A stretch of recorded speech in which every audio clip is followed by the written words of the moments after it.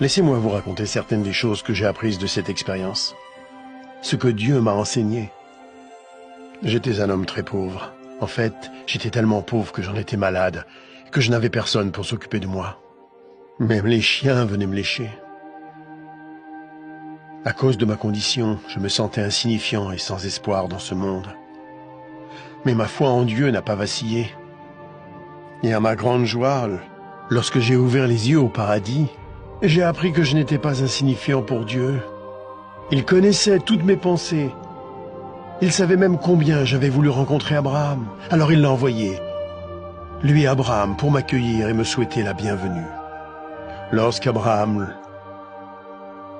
le père de notre foi, m'a salué, je fus envahi par la joie.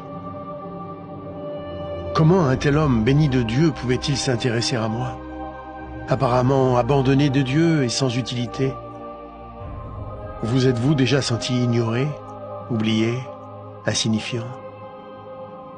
Dieu ne vous a pas oublié. Où que vous soyez, qui que vous soyez, quels que soient vos problèmes, j'ai appris que personne n'était oublié de Dieu. Mon histoire prouve que rien ne peut nous séparer de l'amour de Dieu.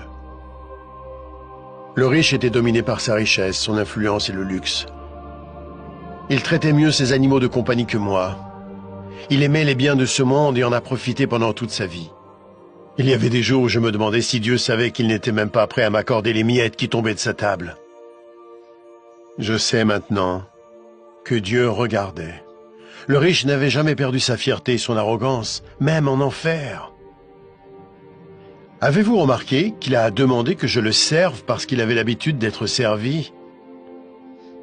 L'enfer est plein de gens qui veulent être servis. Mais parce qu'il avait été servi sur terre, Abraham lui a dit qu'il avait déjà bénéficié des plaisirs et qu'ils étaient terminés. J'ai appris comme il est important pour Dieu que nous servions les autres sur terre. Plus spécialement ceux qui sont faibles et qui souffrent. Mon histoire illustre la façon dont Dieu veut que nous utilisions notre argent, nos biens et notre influence. Il est clair qu'une courte période nous est accordée sur terre pour tester la façon dont nous utilisons ce que Dieu nous accorde, pour nous-mêmes ou pour les autres. Ce n'est pas faux d'avoir des biens ou d'être pauvre. Ce qui est faux, c'est de refuser de servir les autres. Jésus-Christ a dit que même lui était venu servir, non pour être servi. Si vous utilisez l'argent et tout ce que Dieu vous a donné pour servir les autres, il sera satisfait, quoi que vous possédiez. Vous pouvez vous interroger sur l'enfer et le paradis, et sur ce qui arrivera après votre mort.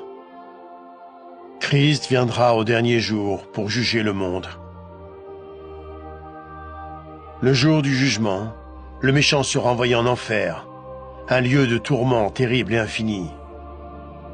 Mais le juste sera emmené au paradis.